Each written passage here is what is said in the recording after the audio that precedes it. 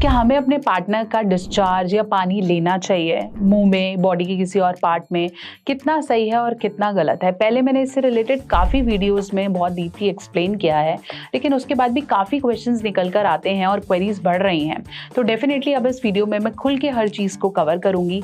Mail to female, female to male, male to male, क्या अपने partner का discharge मुंह में लेना या बॉडी के किसी पार्ट में लेना सही है, गलत है, साइंटिफिकली कितना ठीक है, कितना रिस्क इन्वॉल्व होता है, किस तरह के एलर्जीज, इन्फेक्शंस हो सकते हैं, सबके बारे में बात करेंगे। तो अगर आपको ओरल पसंद है या फिर स्पर्म या सेमेन को स्वालो करना पसंद है या फीमेल के वजाइनल डिस्चार्ज को मुंह में लेना पसंद है, प्लीज इस वीडियो को पूरा अंत तक देखें। और अगर आप इस तरह की फैंटेसीज रखते हैं तो इसमें कोई शर्माने की बात नहीं है, बहुत से लोग इसे कर रहे हैं, लेकिन किन चीज़ों का ध्यान रखना है और कब नहीं करना है उसको भी पूरा डिटेल में बताऊंगी। ये वीडियो लंबा ज़रूर हो सकता है, लेकिन बहुत सारा इन्फॉर्मेशन इसके अंदर है, साइंटिफिक और प्रूव्ड इन्फॉर्मेशन है। तो वीडियो को पूरे हम बात कर रहे थे कि अपने पार्टनर का डिस्चार्ज लेना सही गलत। जब हम एक एक्टिविटी के दौरान होते हैं और हम अपने पार्टनर से बहुत ज़्यादा लगाव महसूस कर रहे हैं, हम बेड पे हैं, हम बहुत ज़्यादा इंटेंस पावर को महसूस कर रहे हैं, ऐसे टाइम पे बहुत बार आपके पार्टनर के मुंह में चला जाता है या उनके किसी बॉडी पार्ट पे रह जाता है,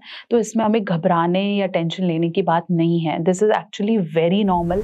आधी दुनिया इसे एज अ प्लेजर कर रही है, आधी दुनिया जानबूझ के इसे लेना चाह रही है, तो हमें इसमें बहुत ज़्यादा जजमेंट की ज़रूरत नहीं है। अगर ये आपके मुंह में या किसी बॉडी पार्ट पे चला गया है तो इसमें घबराने की बात नहीं है, इससे बच्चा नहीं होता है। अगर आपका पार्टनर और उनके मेडिकल चीज़ों के बारे में आपको पता है कि मैं इससे शादीशुदा हूँ, ये मेरी वाइफ है, मेरे को पता है कि इसको किसी भी तरीके की प्रॉब्लम नहीं है, तो आप इसे ले सकते हैं।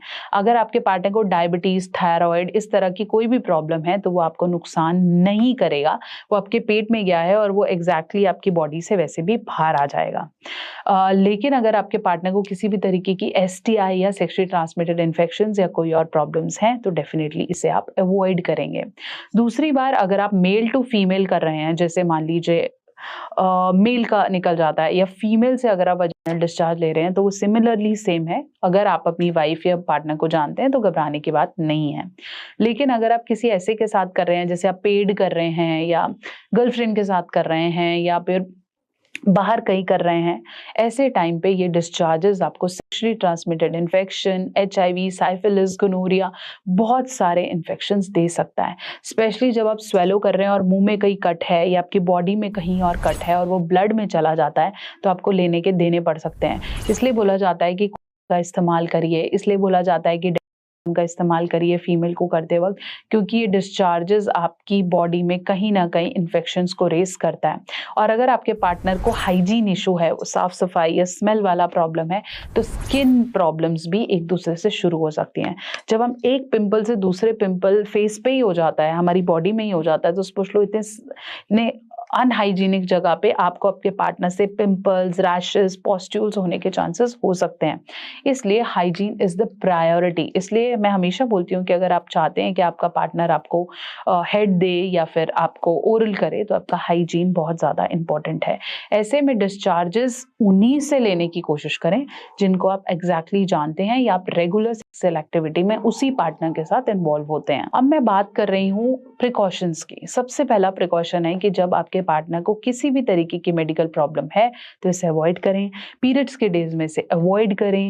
एनल एरिया पे रिमिंग और डिस्चार्जेस को बहुत ज़्यादा अवॉइड करें। और अगर आपका पार्टनर किसी भी तरीके के एंटीबायोटिक्स पे या किसी भी लॉन्गर टर्म मेडिकेशन पे है तो भी आप इसे अवॉइड कर सकते हैं। साथ साथ इसका कोई अनकंफर्टेबल टेस्ट या स्मेल भी हो सकती है। बहुत बार आपको टेस्ट अच्छा नहीं लग सकता है, ये स्मेल बहुत अजीब लग सकती है। आपने इंस्टाग्राम पे बहुत रील्स वायरल भी होते हुए देखा है कि ये खाइए इससे बेटर हो जाएगा, ये खाइए इससे बेटर हो जाएगा, but it can be different to different people. लेकिन इसे ब्यूटिफिकेशन के लिए इस्तेमाल करना या फिर अपनी हेल्थ के लिए इस्तेमाल करना, ये खामखा अंधविश्वास है, इसमें कुछ भी रियल नहीं है। आशा करती हूँ मेरी वीडियो आपके बहुत से डाउट्स को क्लियर कर पाई है। चैनल पे नए हैं जरूर बताएं। अगर आपको कोई डाउट है या आप कुछ पूछना चाहते हैं तो उसे कमेंट सेक्शन में जरूर लिखें। हो सकता है फिर मैं कोई एक्सपेक्ट भूल गई हूँ तो हम नेक्स्ट वीडियो में इसे कवर करेंगे। आपने ऐसे एक्सपीरियंस किया है तो आप डेफिनेटली अपने कमेंट सेक्शन में अपनी राय लिख सकते हैं। आपको ये अच्छा नहीं लगता है तो आप वो भी लिख सकते हैं। और ऐसे और सारे वीडियोस के लिए आपने कनेक्टेड रहना है। इंस्टाग्राम या फेसबुक पे अपनी क्वेरी भी पूछ सकते हैं। और अगर आप चाहते हैं कि ये चीज़ मैं और अच्छे से ट्राई कर पाऊँ तो आप मेरी ई बुक ओरल पोजिशंस को भी डेफिनेटली ट्राई कर सकते हैं।